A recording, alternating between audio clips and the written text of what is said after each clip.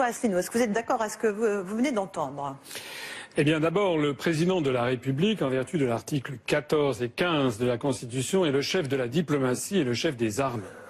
La première chose à faire, ce serait déjà de réhabiliter le budget du ministère de la Défense nationale, qui était de 3% du produit intérieur brut en 1981 et qui est tombé à 1,6%, de telle sorte qu'actuellement les armées sont maintenant quasiment en état de déshérence. Donc je prends personnellement l'engagement, à la fin du quinquennat, d'être remonté à 3% du produit intérieur brut pour le budget de la Défense nationale. Pourquoi faire? Je suis d'accord également avec ce que disait M. Poutou tout à l'heure. C'est-à-dire que les traités européens, et en particulier l'article 42 du traité de l'Union européenne, place la France et l'ensemble des pays de l'Union européenne sous la tutelle de l'OTAN, donc sous la tutelle de Washington, puisque tout le monde sait que l'OTAN, en fait, est dirigée par Washington. C'est la raison d'ailleurs pour laquelle je propose non seulement de sortir de l'Union européenne afin de rétablir et de garantir l'indépendance nationale, puisque c'est le devoir du président de la République, mais aussi de sortir de l'OTAN, et il faut mettre en œuvre l'article 13. Et dans la lutte contre le terrorisme, qu'est-ce que vous proposez? Et justement,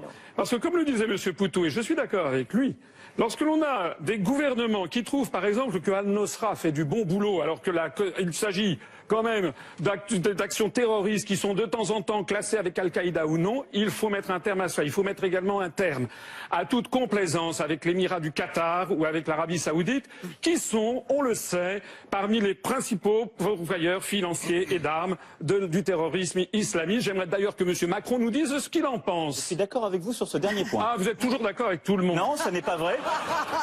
Ça